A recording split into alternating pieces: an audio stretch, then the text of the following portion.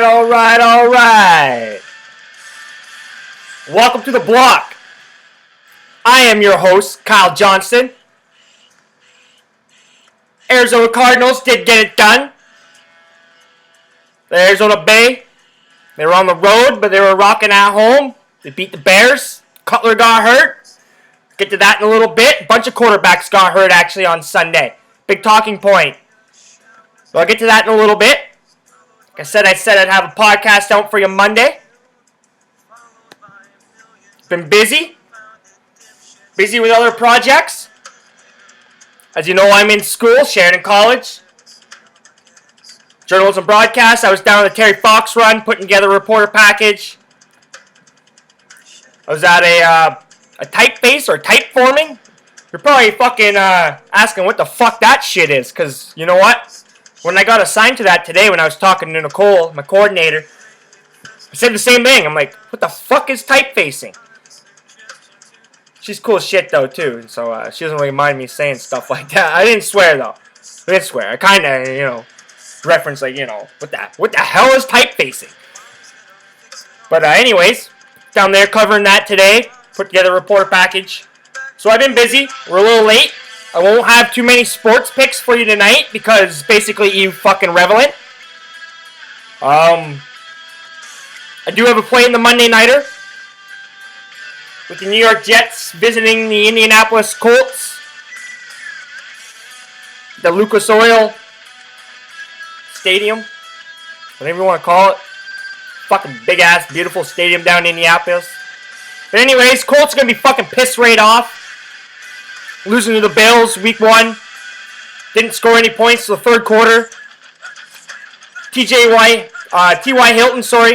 Hilton's game time decision. Highly questionable. Don't think he'll even be playing. His knee's banged up. He's been banged up all preseason, actually. Before I continue, though, I just want to apologize for the blue face. As you can see, TSN just couldn't fucking wait to get their hockey on. Hockey! It's hockey! Everything's hockey! Everything can be solved by hockey!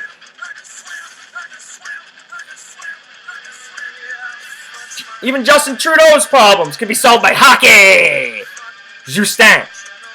But anyways, we might as well also, since I'm on the apology train here, hey, my last podcast on my standards was a little fucking weak. First time back at it in 4 or 5 days. Voice was weak. I was hurting Saturday morning. Had a good night with my buddy. Friday night. But anyways, we'll fucking put on a better performance right here. The Tool kicking us off. I'm fucking pumped right up. So I was down at the Terry Fox run. People down there were fucking awesome. They're fucking great.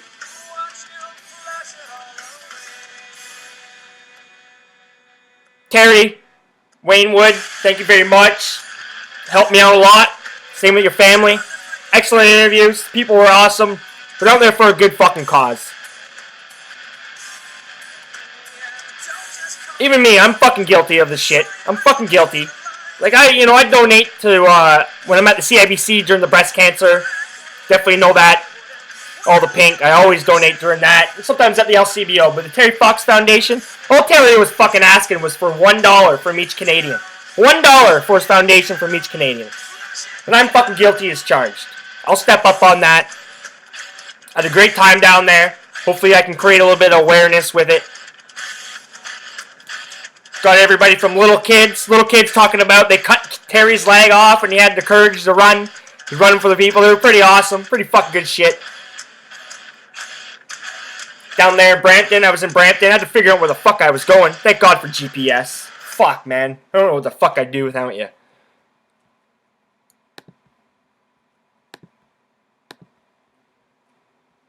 Locked my fucking keys in my fucking car, though, when I got down there.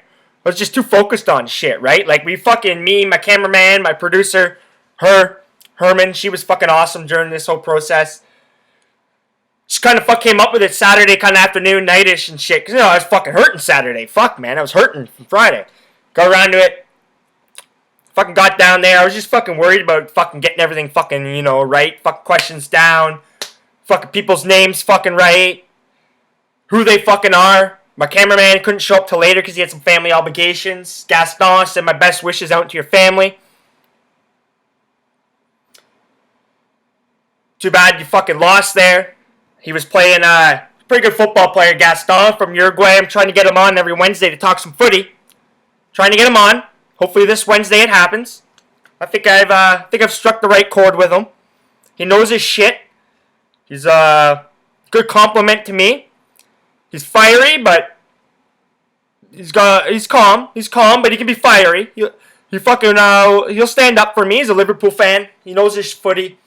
But he was going for the championship in his fucking men's league. He plays in a pretty good men's league. Real competitive. And he was second place or playing a first place team. He needed 3 points. Just couldn't come up with it. So he started a little fucking brouhaha. Like a little kick out at the goaltender. He said his team was flat. Said he needed some fucking, they need some emotion. They need a fucking pickup. He'd say, hey, we're in the fucking fighting for the fucking championship here. Let's wake the fuck up, boys.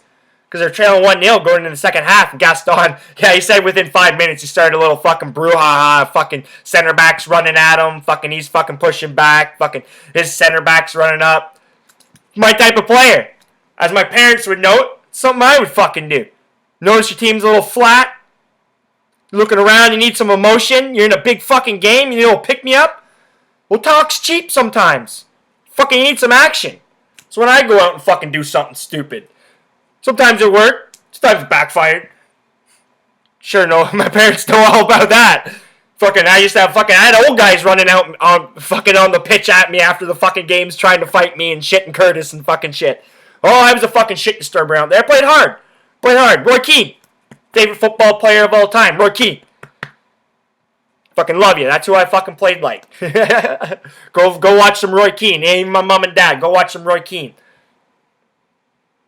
But anyways, a little fucking off topic. Yeah, talk about the Terry Fox. That's good shit. Worked my ass off. Keys got locked in there, but I had my camera, so I just said, fuck it. Go, did my stuff. Got about halfway done and stuff like that, and I was waiting on Gaston to show up and shit like that, and I needed a fucking cigarette. My fucking smokes were in the fucking car. I had to get in there, so the fucking window was down just a fucking crack, right? And I was trying to fucking reach in, and the keys are on the fucking dash. I could fucking see them.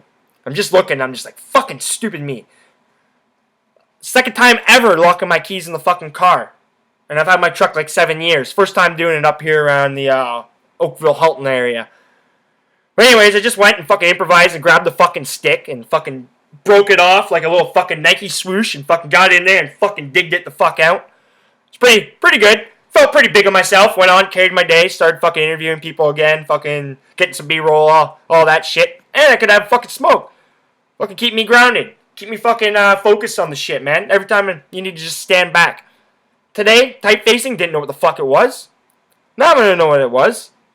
Every time you look on your Microsoft WordPress, every time you write down an email, every time you fucking write anything on your motherfucking laptop or PC or whatever, that's who I was talking to. Those guys that created all that fucking font, man. Rod McDonald, Canadian typography, artist, designer. Check him out. He's a rich dude, knows his shit. Really my first ever real fucking interview. I've done a lot of interviews with people and shit, but this guy's pretty big in the business, put it that way. Pretty big. It was pretty cool I got him. Like, I was fucking sitting there and I'm fucking filming some of the volunteers and interviewing them. They were pretty good. They fucking helped me out a lot. I didn't get the lady's name, the girl's name, and I'm going to definitely see if I can find her in the next few days. But she was awesome. Just fucking awesome, man. She fucking helped me out a lot. I just apologize, but I had names going in one ear and out the fucking other. I had names all over the place. But I was packing up and I was going to fucking film some B-roll over at the art gallery where, like, all the fucking shit's going down. Some dude fucking walked in. And I asked him if I could film him just for some B-roll, engaging with the fucking volunteers. And he asked for Rod McDonald. And the one girl ended up helping me out a lot. And Pansy, girl named Pansy, I didn't get what your background. She's Asian. I'm going to guess maybe Japanese. I'm going to guess that maybe. But Pansy, she helped me out fucking a lot too. She gave me some great tips about typography and typeface and basically kind of gave me a lowdown fucking while I was on the fucking go. So she was fucking good shit. But, yeah, some guy came and asked for Rob McDonald, and fucking I filmed him and shit, and then the girl said, yeah, he's over at the loft or whatever and shit, and I was going to be going the other way, right?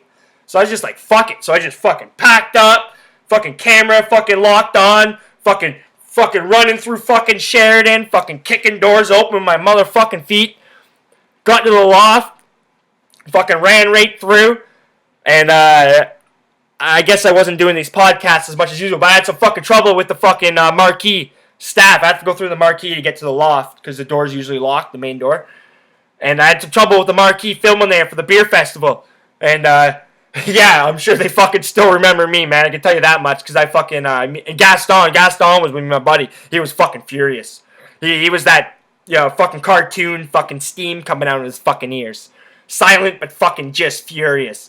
You'd see it in his face. So I ran through the marquee. Everybody just fucking stared and looked at me. I wasn't even going to talk to them. Ran right up to the fucking loft. Slammed my stuff down. They're all getting ready to eat dinner. And, to be honest with you, I didn't even know what these guys looked like. Didn't even know what they looked like. Because I basically just got all this stuff organized around 1 o'clock this afternoon. And I had other assignments I had to get done. Fucking Jesus Christ. Fucking put another fucking battery cell on my back here, man. Terminator's running a little fucking low. But, so I walked in, tried to look like, fucking fixing my collar. I got my fucking, I'm on dress shirt, dress pants, looking pretty fucking spiffy. Fucking looking like I'm fucking important, like I should fucking be there, A Richard Gardner tactic. Take that from Richard Gardner. If anybody doesn't know Richard Gardner, go check him out. Master of sneaking into events. Master of fucking camouflaging in. Probably more often when he shouldn't be there. But he does it. He's good. So I fucking took some in. I looked, tried to look important. Fucking getting in there. Went and talked to somebody right away. I went and grabbed this guy. They were kind of waiting in line near the back. It was a nice buffet. It looked like a little French cuisine style buffet or whatever. It looked pretty fucking tasty. Especially for a guy who hadn't eaten fucking all day, really. A couple power bars, that's it. Fuck, I was hungry. Still haven't eaten. I'm going to eat right after this. Grabbed them. I'm like, all right, I need Rod McDonald, Matthew Carter, Alan Haney, and Charles Nix. But the first two, right? He's like, all right, Rod McDonald's there because I knew Rod was fucking there. So I figured maybe the other guys were there. And then he pointed out Matthew Carter to me. Matthew was actually getting food in the line, and Rod was behind us. So I went and talked to Rod and fucking Donna, dean of all the arts section and shit like that. She fucking helped me out and arranged it. Good shit. It was like fucking James Bond fucking sneaking up there. It was fucking good times. Good fucking times, man. It was fucking hilarious, man. Places I shouldn't fucking be, but just fucking running up there. But crazy couple days. It's been a crazy couple days in the sports. Because I said I got sports picking the Monday Nighter here coming up for you. Might as well start with that. Might as well start on the gridiron. Since by the time I get this out, the Monday Nighter's going to be kicking off. And I love the Sunday Nighter. The Sunday Nighter's back on. You know why I love the Sunday Nighter? Because every Sunday at 8:20, I get to see Carrie Underwood. And Carrie Underwood's looking better than ever. Damn, Carrie Underwood's looking good. Best way to kick off my Sunday Nighter. It's fucking awesome. I don't want to be like, but hey, girls like guys. I have no problem if a girl says a guy's hot or whatever, or she's attracted to a guy. I'm sure girls say that while they watch football sometimes. I look forward to seeing Carrie Underwood kicking off the Sunday Nighters. Not bad. I don't mind much of her music. Never played it. Couldn't really name you a song. But, don't mind seeing her belt that out. Don't mind seeing her. But anyways, like I was saying, the New York Jets, they're on the road in Indianapolis. Indianapolis is coming off a Week 1 loss to the Bills, like I stated. Pretty much got bitch smacked around by the Bills. Bills went down to the Patriots yesterday. I was all fucking over the Patriots. I wish I got that out. They were my best bet. I was fucking all over them. I was all in. I didn't even really bother betting a lot of other games. I was on the Packers late.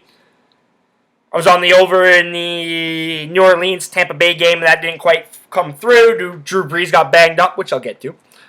But I was all over the fucking Patriots. All fucking over them. I was like, how can you not? You give me a +1, Patriots, Belichick, couple extra days, too, to fucking prepare for this game. I was all over them. But on to tonight. So the Jets are coming off a pretty dominant win over Cleveland. And that's Cleveland. Cleveland beat up on Tennessee. And everybody was kind of, ooh, Tennessee, Mariota. Ooh, Tennessee, Mariota. I'm a Tennessee fan. And it's nice to see that. And it's nice to see Mariota throw another 2 touchdowns with no interceptions. He's growing up before our eyes. It's all I want from this season. I don't expect much. We're not going to win much. We might win 5 or 6 games this year. 5 or 6 games. Be honest with you, I'd like to lose a little bit more to get another high draft pick. But Mariota's going to progress. Our defense is actually going to get a little bit better. I see some signs of some growth in the defense. We finally have some wide receivers for this fucking quarterback, man. It's pretty fucking hilarious, man. Like, the days of Kenny Britt, fucking gone. We had Eric Moulds on our team 1 point, for fuck's sakes. Like, oh, the Tennessee Titan wide receiver staff has just been fucking god awful the last fucking 8 years. You gotta go back to the years of Dyson and Mason as a fucking any kind of fucking wide receiver action. Fucking Washington. Washington was their fucking main receiver for the last 3 years. Kelly Washington, for fuck's sakes.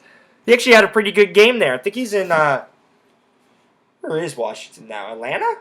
Something like that? I'll double check that. Pretty sure his team won. He had a pretty good week 1 for Washington. I like that. He worked hard for us, but it's Washington. Like, come on. So, Colts are -6 favorites. Over under 45.5 in this game. I like the Colts at minus 6. So I'm going to lay the -6. I think the Colts are going to be pretty fucking pissed off. Lucas Oil Stadium's going to be fucking rocking. Home opener. Even without T.Y. Hilton, they got Andre Johnston in there. I look for a big game from Andre Johnston. I really do. I do like the -6. I do think they'll win by a touchdown. I like it even better if you take the -6 and you take the over 45.5 and you tease it down. I got it on a -6 teaser. Sometimes you want to play a -7 teaser. A 7-point teaser, sorry. But I'm just going to play the 6-point teaser. The Colts, pick them over 39.5. Loving it, loving it, loving it. So that's my play tonight in the Monday Nighter. Jets on the road versus the Colts. I like the Colts -6. And I like the Colts on a teaser, -6 to the over, which would be a pick 'em and over 39.5. As I mentioned, there's a lot of quarterbacks going down right now. Only week 2. Week 2 proved to be pretty fucking brutal for the quarterbacks. Romo's down. Breeze is down. Cutler. That's it. Hell Sting's down. Sorry about that. Goddamn advertisements. Sting's down in the WWE. Oh, what are you guys doing? Making sure nothing Oh, sticks. God. And they're all the same, too. Sorry about that.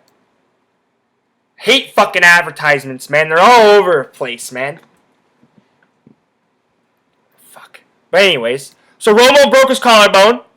He's not going to need any surgery. He's going to sit 2 months. So he's going to be back. So about 8 games, 9 games he's probably going to miss. Whedon takes the helms. Brendan Whedon. He was like 28 years old when he got drafted. Where'd he come from? TCU? I think he came from TCU. Usually it's Utah that always have the old fucks down in Mormon country. Usually Utah's got like 25 and 26-year-old guys sitting on their team. I think he came from TCU, Brendan Whedon. Don't quote me on that. But anyways, he's going to be taking the helms.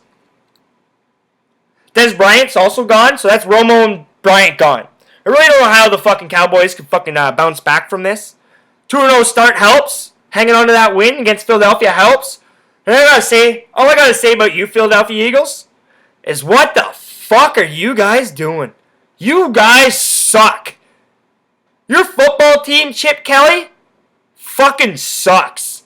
It sucks on defense. It sucks on offense. It sucks on special teams. That was brutal to watch last week, not to mention the first week. Brutal.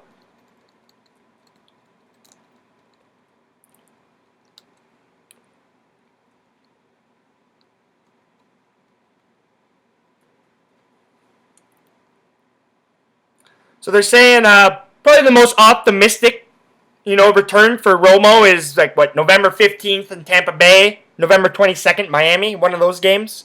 One of those games for sure. Depends on what the record is. It's all going to depend on what the records. If the Cowboys have a lead still in their division, I think they might rest him for another game. If they're really scrapping it out, if they're trying to fight for that wild card spot or even fight to win that division, if they're tied, I think he'll start. He'll start anyways. Never mind. Fuck it. People like to rip Tony Romo. I fucking rip Tony Romo.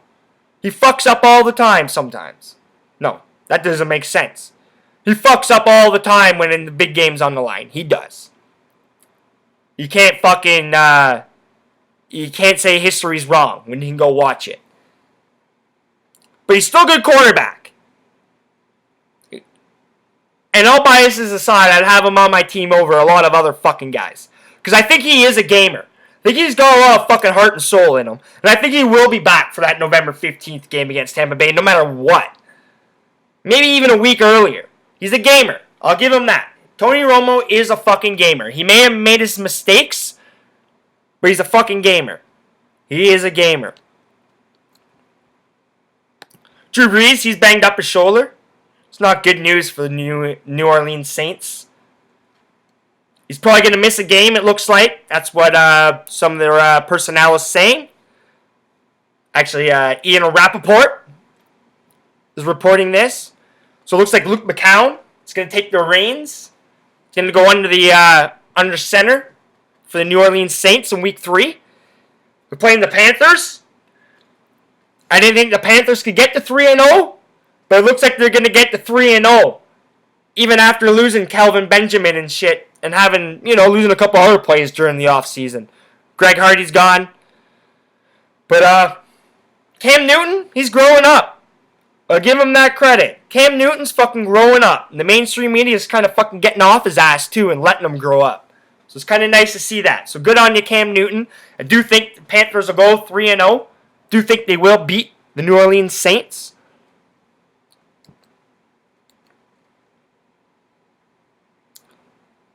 So Brees is going to speak to the media on Wednesday. And we'll find out more on that. Moving on to the other quarterback, Cutler. Cutler fucking makes me fucking laugh. Fucking he deserves it. Fucking Cutler. This guy I do not like. Do not think he's a fucking gamer. Not a big fan of him. But basically he throws an interception over the middle. Then he's running over to the sidelines with the defensive back cuts to the sidelines. Cutler's trying to run to the sidelines to cut him off. He ain't gonna fucking get there. He tries to fucking some poor ass fucking leap or whatever. The guy basically ran by him and Cutler tried to fucking leap at him. It was fucking hilarious. But anyways, in that process of him running over and leaping, hurt his hammy. Hurt his hammy. So it looks like Jimmy Clausen's going to take the start Week 3. So that's 3 new quarterbacks right there. Brendan Whedon, Jake McCown, Jimmy Clausen, all fucking start in Week 3 more than likely.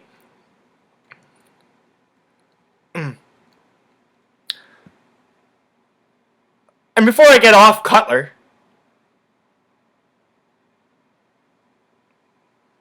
said he got stiff on it. It was fucking weak, man. It was fucking weak. But hey, whatever, man. I knew the Bears are going to be horrible this year. That's good. I need Forte to start sucking. Like I said, I got a bet with a buddy of mine when I worked General Motors this summer. I took DeMarco Murray. He took Matt Forte. Whoever has the best fantasy season and fantasy points. We got a little wager on that. So hopefully this can affect Forte. And yeah, I wouldn't mind Forte going down next, to be honest with you. I don't want it. Not forever. Just a few games. I don't like seeing players get hurt. It's something I don't like to wish upon people. Unless it's fucking in like the playoffs and I want my fucking team to win the cup and shit, or fucking win the Premier League, or it's a big one. I don't mind it then. Don't mind it then. But I don't want them hurt forever. But Alshon Jeffrey, I don't want to move on for I fucking can't stand this Alshon Jeffrey guy. Over fucking rated. What an overrated wide receiver. The only reason why he caught balls is because people were fucking double teaming Brendan Marshall on the other side. I don't even think he's that good. Don't even think he's that good. I even think the talent of Cutler fucking makes him better than what he is. Not a big fan of Alshon Jeffrey. Was not going to draft him in my fantasy leagues. Wasn't even going fucking near him. He has a little bit of hamstring problem himself. The Bears are beat up. They're beat up on the score. They're beat up in the fucking locker room. And Sting! Fucking WCW boy, Sting! Used to be a huge Stinger fan. Massive Stinger fan. Still remember when he fucking joined the NWO Wolfpack. That was fucking huge. Conan, Kevin Nash, Scott Hall, Sting. That was fucking awesome. Fucking awesome. Because I was all fucking pumped for Sting when they were going against the NWO. You know, there were some guys in the NWO I fucking like. Because I like a good fucking heel. But anyways, Sting was back in the WWF last night at WWE's Night of Champions. He was fighting Seth Rollins. Kind of know him, kind of don't. He's actually their best fucking heel. I know that. I look forward to see him when if I do flick on the old WWE. Sorry, WWE. I hate saying that. It just fucking sounds awkward still. But he is my favorite on there. Other than Randy Orton. Randy Orton's still the best all around. Seth Rollins is a damn good heel. So, Sting suffered a neck injury. According to Dave Meltzer of the Wrestling Observer, it's pretty significant.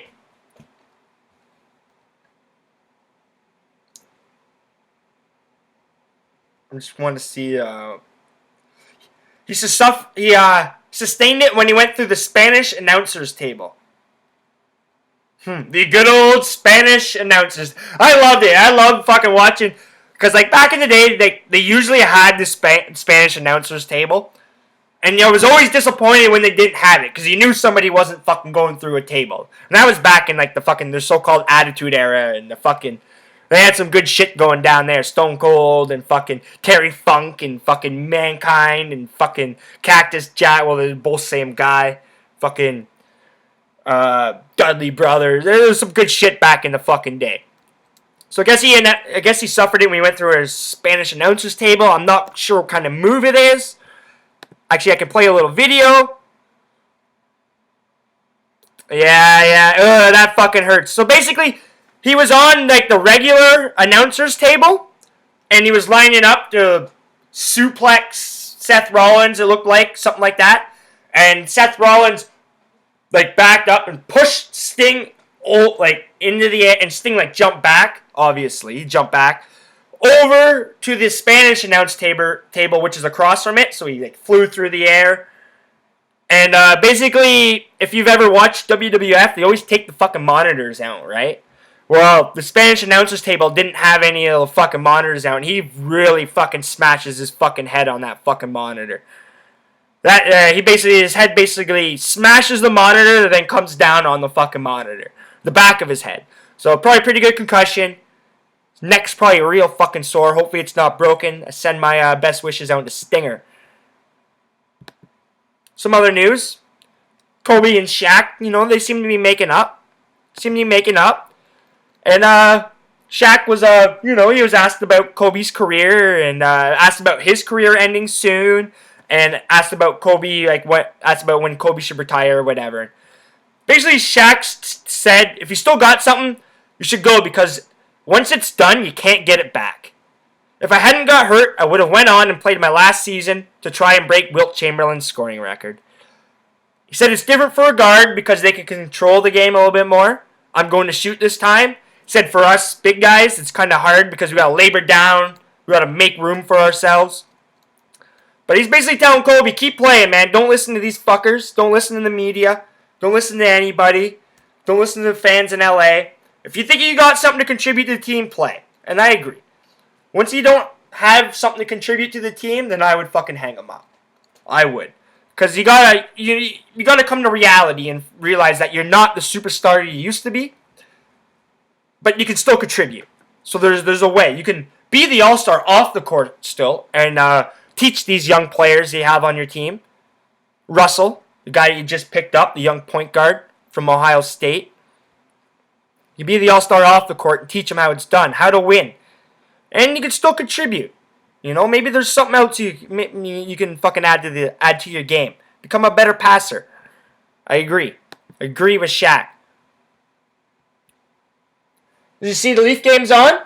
I was gonna get to some hockey news, but I won't get to too much. Not too much coming out of Habland.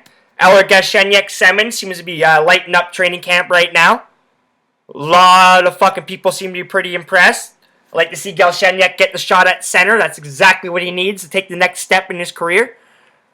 If he can be a 70-point centerman for us, I'm a fucking happy man. I'm a happy man.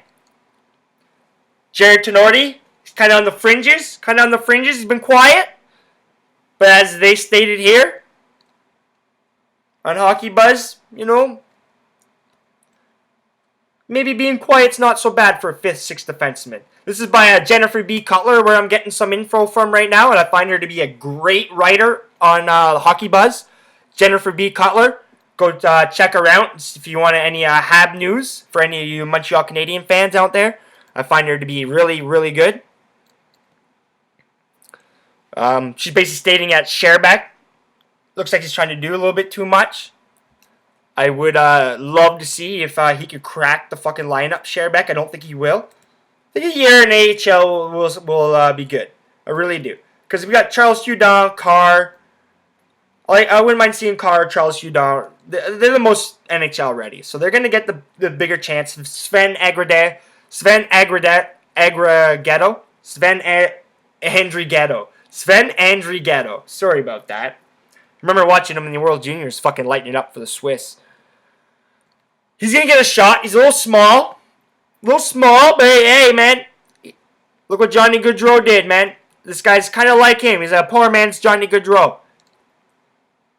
Wouldn't mind seeing him get a shot. Wouldn't mind seeing it at all. But I don't want to bore you with too much fucking hockey news. This is 20 days since the start of the season. Mark Ashbourne, who was on the July 1st podcast, breaking down the NHL draft and the NHL free agency, is going to join me on Saturday to start previewing the NHL. We're going to hit up a couple divisions. I also got a guy named Brendan coming in, and this guy knows his shit. This guy can tell me these guys' minor league stats. It's fucking pretty wild.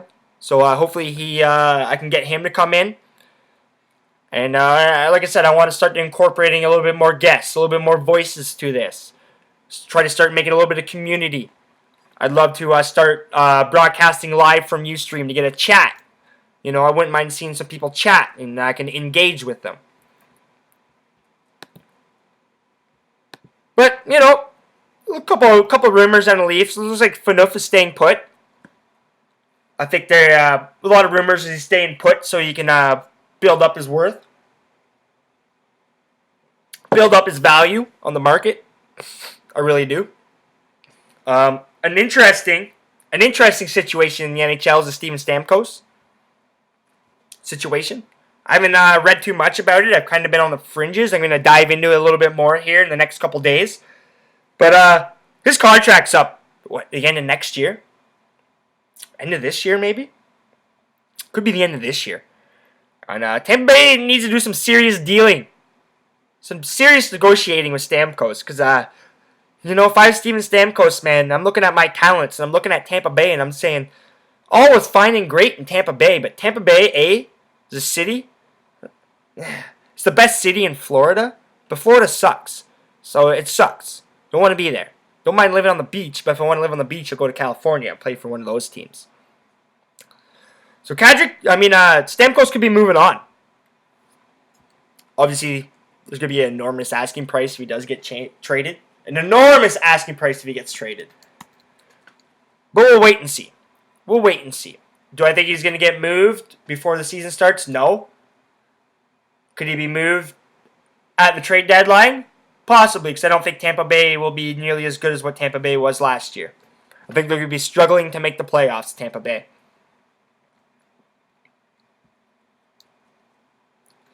Earn that.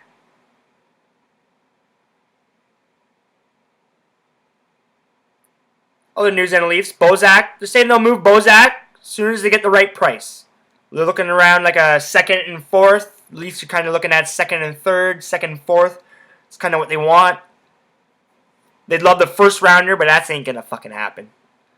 So Bozak, he could be on the move. Bozak is one guy I could see traded before the season starts. I really could. And they're saying Kadri's available. Kadri's not available. They need fucking somebody to play center. You know, you need somebody. If you move Bozak, Kadri stays. If you move Kadri, Bozak stays. It's one or the other. Because you need somebody to play center in Leafland. Talking about imaginary lands, which is Leafland. Because it's imaginary. They just imagine everything. They imagine all these players coming. They imagine winning. Even losing is imaginary to them. But the land of Westeros. The land of Westeros picked up a record-breaking 12 awards. The show is Game of Thrones. The Emmys were last night. I'm going to leave you on this note.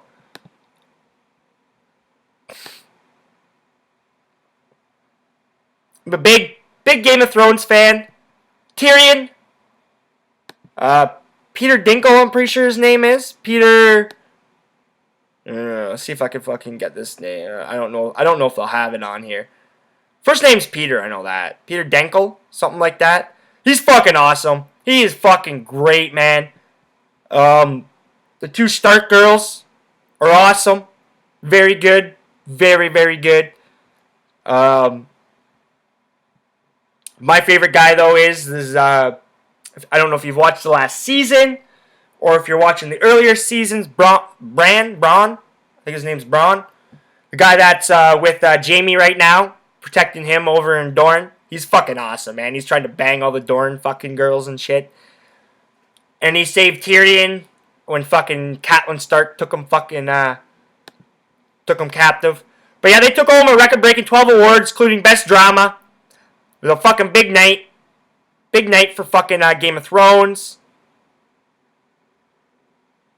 It's been a fucking busy night for me. Hopefully it's a big night for the Indianapolis Colts. Because once again, I'll leave you on that note. I'm on the Colts -6. Colts, pick 'em. Tease to the over. And remember, if you're not laying your money down on the table, you're not winning. Cheers.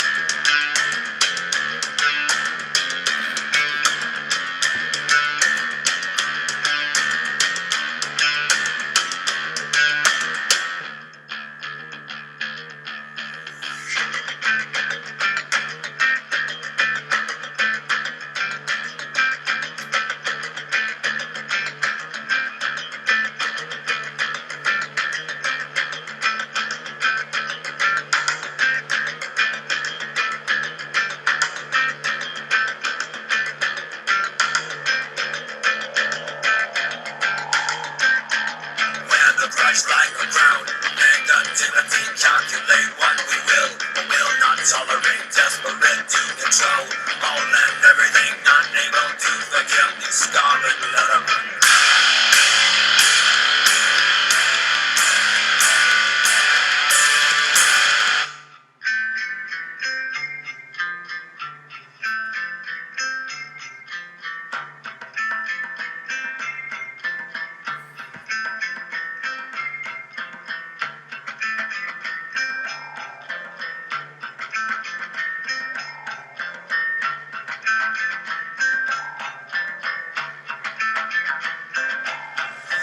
Clutching like a cornerstone, otherwise it all comes down. Justified in idols, grip 'em to the lonesome man. Clutching like a cornerstone, otherwise it all comes down.